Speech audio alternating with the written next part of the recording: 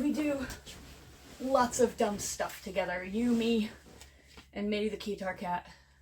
I'm making this video because it's been a while and I make videos and y'all watch them whether or not they make sense. Except this one asshole who was like, sorry, your sister's life sucks, but you should only talk about Keytars.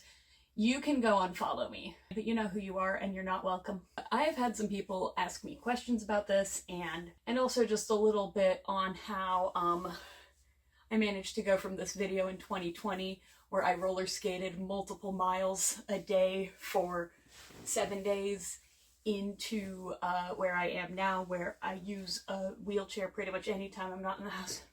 Is that Dave?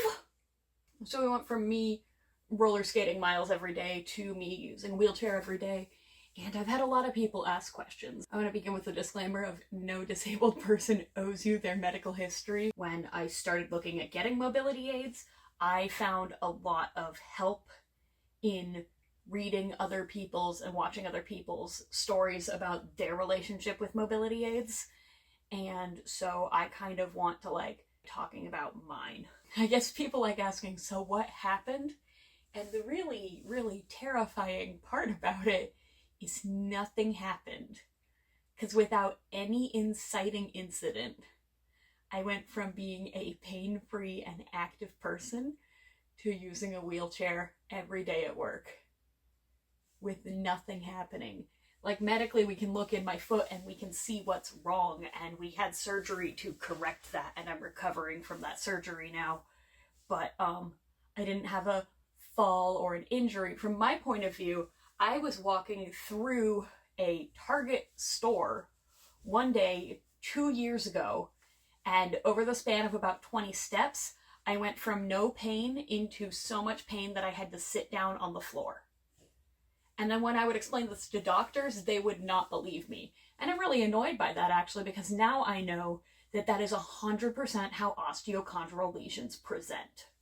But every primary doctor that I saw was like, oh, have you considered that it's a sprain? I'm like, well, sprains generally happen when you did something. And I didn't do anything. It just started hurting. They also don't know... Hang on a sec, I gotta get my coffee. Sorry, pants. They also don't know how to... Like, primary doctors, urgent care doctors, especially doctors who didn't want to believe me, they'd be like, oh, she's drug seeking. And I'd be like, I do not want narcotics. I don't take narcotics. I don't like them. I just want to take Tylenol. And they're like, well, now she's also drug seeking. Wrong. Medically, what's happening is cartilage. Cartilage in your bones is that lubricating, squishy stuff that makes your joints move. It's like Teflon bushings on a sewing machine. I sell sewing machines. That's my career. When you have that break, your joints don't have any lubrication or padding. And I have a lesion in my cartilage on my ankle bone that's not going to regrow cartilage. So if you have that kind of damage in all of your joints, it's called osteoarthritis. When you only have it in one joint, it's in one specific spot. It's called an osteochondral lesion. And the other thing that I had was I had what's called a tarsal coalition, which is there's bones in your feet, and two of mine had merged together, which sums up to I didn't have cartilage where I should, and I did have cartilage where I shouldn't.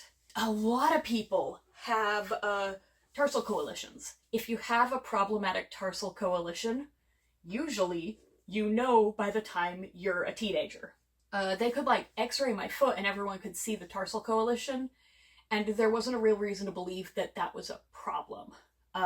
You can only see osteochondral defects on MRIs. In California, there's a thing called Medi-Cal, and it's sort of like, sorry, you're poor as a consolation prize, here's health insurance so that Obama doesn't sue you.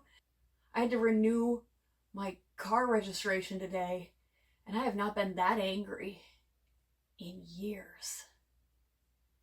Anyway, I was on state-sponsored healthcare, which has really decent emergency care and really good prescription coverage, but not very good primary care. And so when my ankle started hurting suddenly and it didn't go away for a couple months, I scheduled an appointment with a primary care physician I'd never met. I waited 13 weeks, and then at the end of that, I got to see this primary doctor, And what I was told was that my ankle was sprained. It was exacerbated because I'm overweight. I weighed less then than I do now. And that the other problem is that I'm depressed and I needed to go outside and walk more. And I left that appointment absolutely livid. And so then the next time that it was a problem, I didn't bother with that. I went to an urgent care. Urgent care places can x-ray it. They can say like, oh, there's tendinitis, which I did have really, really bad, really severe tendinitis, which was being caused by my tarsal coalition. And they can like give you steroid shots. I've had so many steroid shots. I can't take prednisone because I have bipolar disorder, and prednisone is really linked to manic episodes. So this is a funny thing also that's a sidebar, but when people are like, oh, did you become disabled? Like, I've been disabled since I was 20 years old. I'm in my 30s now, let's not think about that too much. But when I got diagnosed with bipolar disorder, that is a lifelong psychiatric disability. And it's so much a part of my life now. It's been part of my life for as long as I've been, you know, able to be making adult decisions for myself. And so I have things where I'm like, hey guys, sorry, I can't party tonight. I have to go home and take my pills on time. It impacts how I'm allowed to think about myself in terms of like the healthcare system. I have a really hard bedtime cap. I'm not allowed to go more than a certain amount of time without knowing where the nearest pharmacy is. I can't just impulse stay over at someone's house because I need to have pills on me. I have to sometimes, when I'm feeling very emotional, I have to stop and judge if I'm actually having emotions or if I'm having symptoms. And these are all things that I'm just relatively used to at this point. But it does qualify in California as a disability. But some people are like, oh, when did you become disabled? I'm like, I've had to live with a disability for so long that I've convinced myself that it's not a disability. I have this problem where I don't know how to have a good attitude about it without trying to erase it. Eventually had to change jobs to get better health insurance. And then when I got better health insurance, I saw a podiatrist, I finally got an MRI, and they said, oh wow, you've got a lot of stuff going on. But it turns out most people have a lot of stuff going on in their ankles and their feet. Your feet take a huge amount of brunt force problems, and so most people have things. You can see my tarsal coalition, but again, most people who have that and are 30 years old or 29 years old don't have symptoms of it. It's just like, oh, that's kind of a funny thing. And like also in there, I have like 15 torn tendons and chronic appearing tears and strains and things like that, because it turns out a lot of stuff in your body, you damage it one time and there is evidence of that damage that is visible on an MRI decades later. So when you look at that, they'd have to look at all the things and say, which one do we think is the most pressing? And everybody said it's probably the osteochondral lesion. The thing is that treating an osteochondral lesion generally consists of try to be nice to it and we'll check back in 2 or 3 months. And it just wasn't getting better. I switched insurances when I switched jobs again. And the new doctor ordered another MRI because at that point my previous MRI was like several months old. And also when you have to transfer something from any doctor to Kaiser or from to Kaiser from any doctor, it just gets difficult. And I'm like, fuck it. When I got my new health insurance at my new job, they were like, okay, pick a plan. And I was like, okay. And they're like, we pay for half of it. And I said, I want the most expensive one. And that has worked very well for me. So they go, so if you want to pay for a new MRI, you can do that. And I check my plan. I'm like, MRI is going to be $45. Put me in one, please. So I got my second MRI. At the point, my ankle bone had a lot of fluid in it. It's called a swollen bone.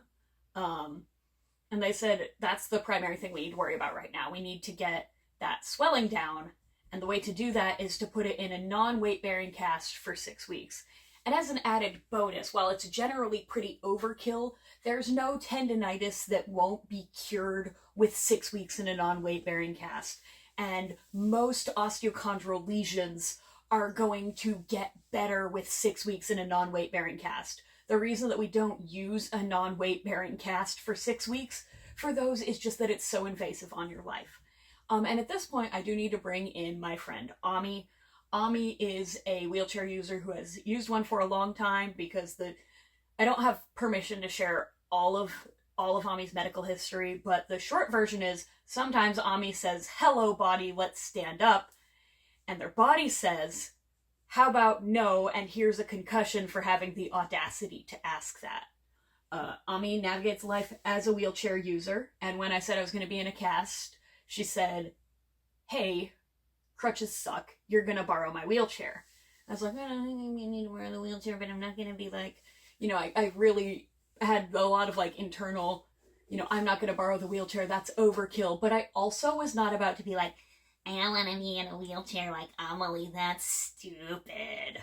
So I'm not gonna tell my wheelchair user friend, "No, I don't want to be like you."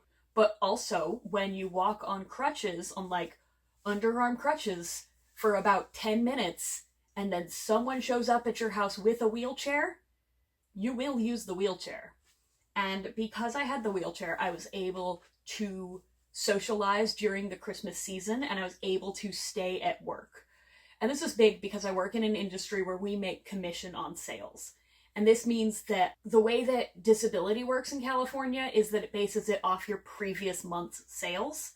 And commission-based sales do really well in November and December because people are buying Christmas presents. So going out on disability during November and December cuts proportionally more into your annual income than going out on disability in March. I had Amelie's backup wheelchair at work, and I realized I can do my job from a wheelchair. And this was all fine for me because it was like a temporary thing, and I'd always be like, "Yeah, once I'm feeling better, I'm going to be walking again." And then they got the cast off and I was walking again, and it was fine. Then I got banned from SAC EGL, which is still the funniest shit that happened to me all year. And then it was more or less better. You can't come in here, Tilly. I know that's you and you can't come in here. It's either Tilly or Meowie. My sister and her roommates are still staying with us, and they have a cat named Meowie, and Meowie is 100% convinced that anything he wants to do, he is entitled to do. That was better for a while, for like 2-3 months, and then it was slowly getting worse. And when it wasn't getting better, at one point I contacted my doctor. I said I need a physical therapy referral, and they said, "Oh yeah, you've been in a cast and you've been wearing an ortho boot," because prior to switching over to Kaiser and having a doctor put me in a non-weight bearing cast, I had been given an ortho boot, told, "Wear this and it might get better," or "Wear this when you have so much pain you can't work." So I was wearing it at work a lot because an ortho boot, mine's over there anyway, an ortho boot immobilizes your toes, your foot, and your ankle. And my problem this whole time, one of them, was that I have an abnormal joint in my foot. So when we immobilize the foot, I can bear weight on it because the main problem was actually movement and not weight. So I was wearing the ortho boot a lot, and that caused a huge amount of weakness and instability in that ankle. Ankles are meant to move. It also fucked up my knee and my hip, and it fucked up my hip and my ankle on the other side. My left knee is fine. I don't know why.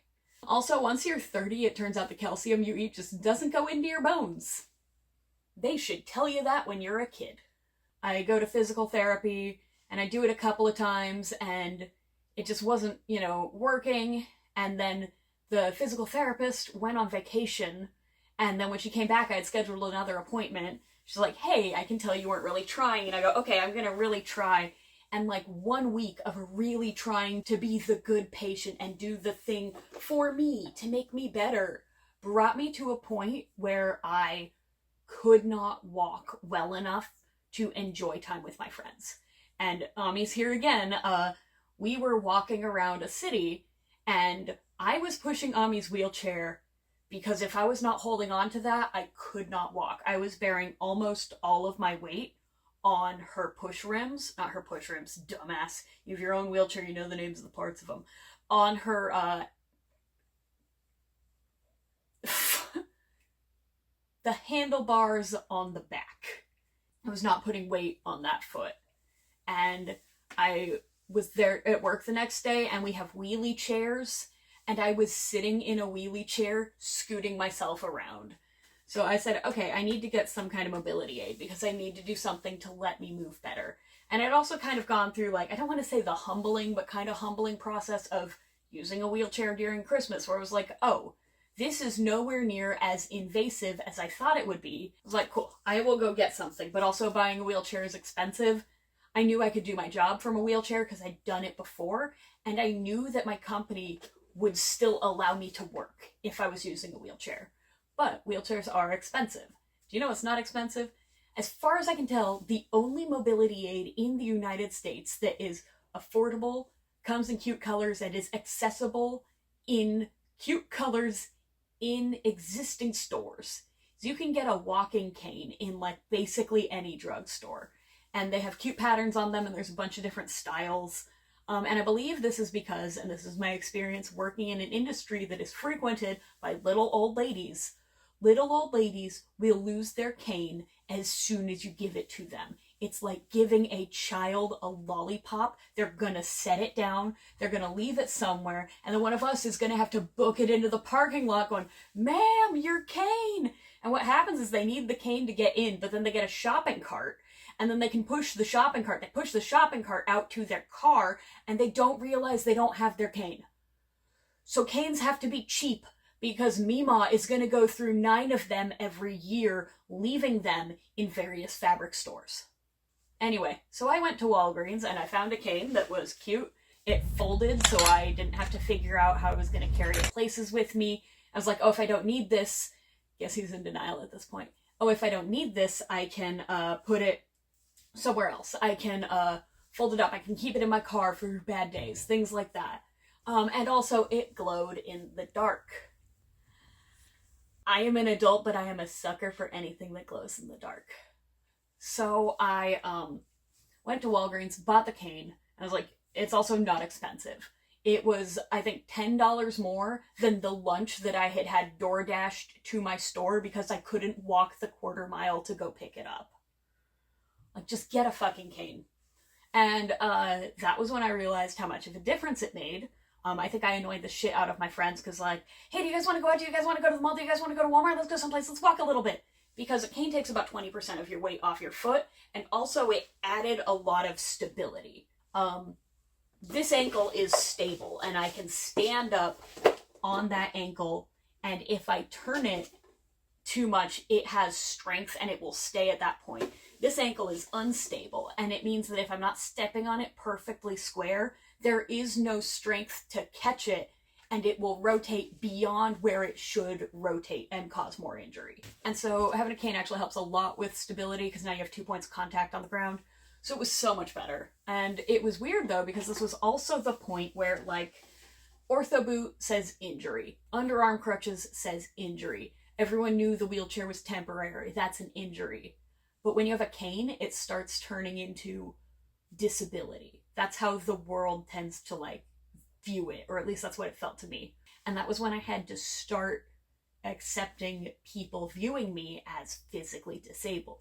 And you would think, as someone who came to the terms with the fact that I was psychiatrically disabled literally a decade ago, that I would not have gone through so much crappy internalized ableism, but I straight up unpacked all of that on my disabled friend, and, like, I still feel bad because it's like, yeah, she knows anyway. And then I was like, all right, I don't know if I can do my job on crutches or with a rollator or a walker, but I know I can do my job with a wheelchair. And I know that I'm doing so much better with this cane that I would benefit from getting a wheelchair. And again, I work in a commission-based customer service retail sales establishment, which means when you come in and you phone it in because you're not feeling great, you can do that like 3-4 times a month and nothing really happens. But when you are phoning it in because you don't feel great every single day, your pay takes a hit because you're not able to interact with customers, move in for sales, things like that. I was doing as much administrative stuff as I could and letting my coworker handle all of the sales because I was not feeling good enough to do it. And that was financially impacting on my life. And also, you know, it makes things harder to form lasting relationships with customers. Good relationships with customers gets them to come back. You sell the lady the $600 sewing machine that she really likes. She gets into sewing. She remembers, oh, right, my dead husband left me a trust, and she comes back and buys a $25,000 purchase. I've seen that happen. And I've seen that happen with customers who would have gone to me, but instead went to my coworker. And then when they came back, they wanted to work with her. And that's fine. My coworker put in all the labor and all of the energy on that. I'm like, I didn't get a chance to make those because I was busy being injured and lying about it. So anyway, I went on eBay. I found a wheelchair that looked good, that was going to cost me less than getting my own version of the wheelchair that Amelie loaned me. So I bought that. And at this point, you do have to tell your job, hey, when customers complain about the girl in the wheelchair, that's me. And you also have to tell your doctor, hey, things have gotten so bad that I can't walk anymore. So I go back and they take a look and they say, your tendinitis is back. And I go, uh-huh. And they're like, your tendinitis should not be back. You were in a cast for 6 weeks. You should not have tendinitis anymore. Something is causing this tendinitis. And everyone kind of looks at it and they're like, it's that rear foot coalition that we had no reason to expect was the problem. Now that we've eliminated everything else, we know it's your rear foot coalition. Then there is the decision to have surgery on it. There is the wait process for having surgery. There is the post-surgical time. And now I am back. They had to cut out part of my bone. They also, while I was unconscious for surgery, were able to perform a second procedure that would not have been considered worth the risk if I wasn't already having the first one. So they could go up into my ankle bone and clean out the flappy bits in the cartilage, and then they drill into the bone because I'm not going to ever grow new cartilage there, but they're hoping that by drilling into the bone, you can talk the bone into growing scar tissue there that will at least level out the field and reduce pain. This sounds to me a lot like the father of homeopathy saying that you can... Hello. That you could cure the plague by throwing poison in a... you throw poison in the lake and then you shake it and then you've cured the plague. But you know what, my doctors all had to go to medical school, so I assume that we drill into the bone to make it know that it's injured so that it will heal itself is legitimate medical process. That's your claw that I've been playing with. That's yours. This came from you. Don't try to eat it. So then it's the post-surgical time. And again, I have a lot more loss of mobility, loss of movement. Like I can do, that's as far as it goes forward, that's as far as it goes up, as far as it goes left, that's as far as it goes right, down, left, right. Whereas on my other foot, I'm actually hypermobile on most of my joints. So my other foot can do this. We'll trace this in post so that you can see how big my foot circles are. So I have that. I've got a loss of strength.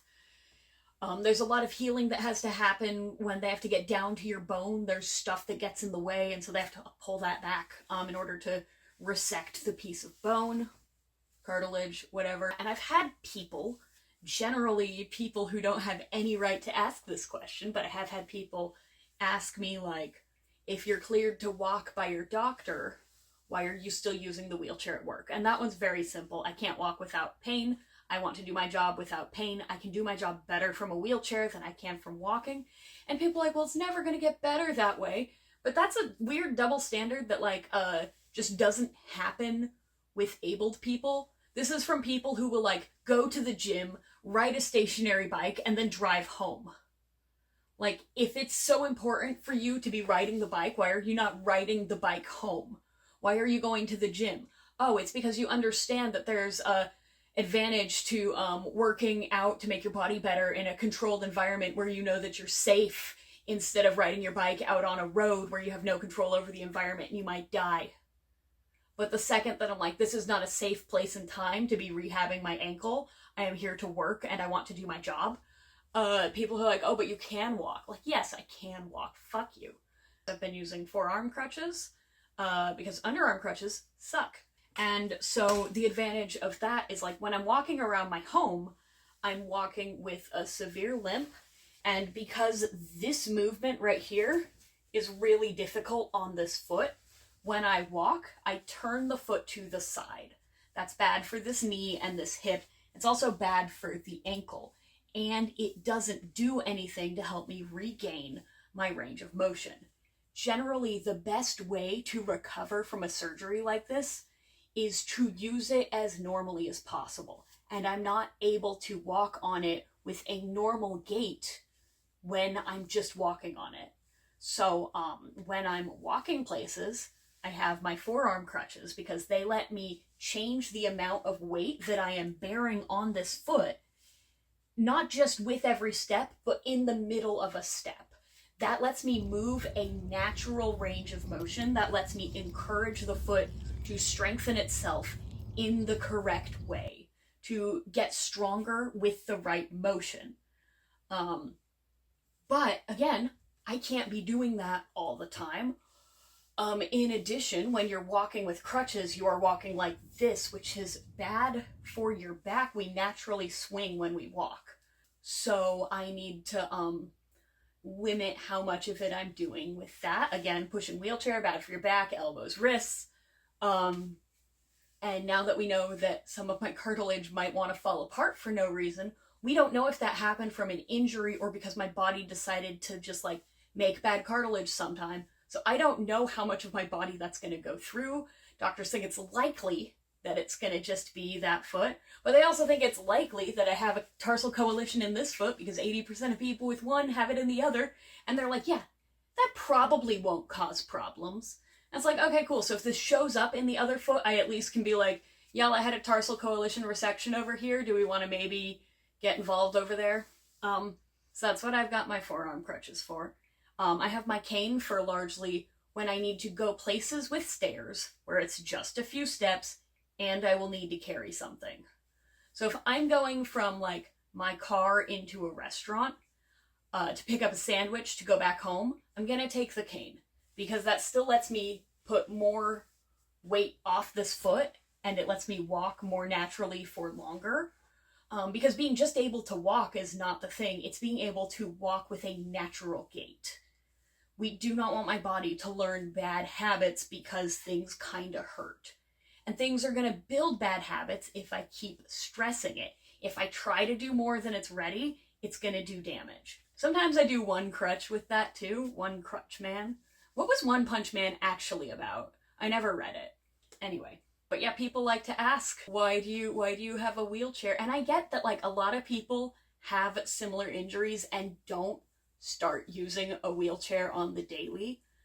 But this was a thing that I don't actually owe this explanation to anyone, but it is a thing that I like really talked through. My doctor knows I'm doing it, and they say the secret is just don't have it be your only mode of mobility.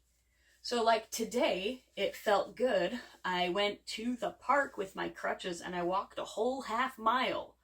But the thing is, I did that in a controlled environment. I could control what shoes I'm wearing. I wasn't gonna have to carry things. I wasn't gonna have to run. I could sit down whenever I wanted. And I don't have any of those luxuries at work. I could wear whatever shoes I want. No, I can't, but I can wear whatever shoes I need. When I step, make sure that the ground is stable, things like that. So, like I am working towards that, but it's a thing where it's just like doctors, everybody knows what's going on, except the average people on Instagram who, honestly, y'all might be very nice people, but you don't actually have the right to tell me what I should or shouldn't be doing with my body. Keytar wall's finally up. We've had a very difficult couple of months at this house, and I might be moving. It's going to be difficult because, again, due to disability, I need a wheelchair accessible apartment that will let me have 2 cats and a dog, where I have a bathroom that is attached to the bedroom. If I'm living in a house with other people, I need a bedroom attached to my bathroom because I get violently ill at night sometimes, and that's not fair to other people I live with, and it's not really nice for them to wake up at 3 a.m. to hear noise in the bathroom and then find me naked passed out on the floor. Anyway, it's a little ceramic cat, but it's an ocarina.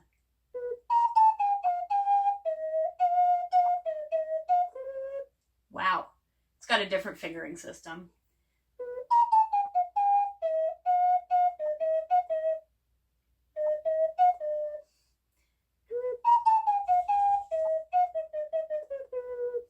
So that's pretty much everything. So yeah, life is weird, and it's not as simple as people want it to be.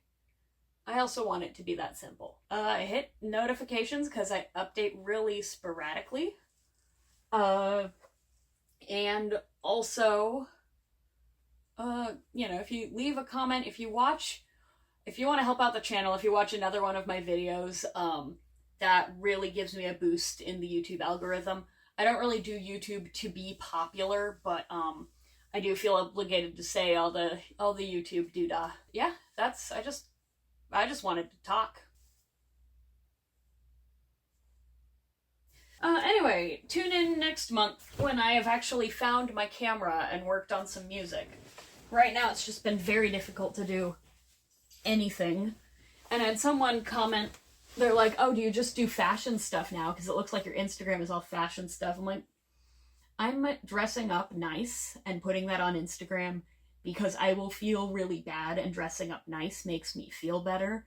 But then generally, once I have dressed up nice, I am way too exhausted to actually churn out a real YouTube video. So that just hasn't been happening. That should be about it. Where did you put my green USB cable? Where are you putting my stuff? Thank you. Oh my gosh, Dave's back!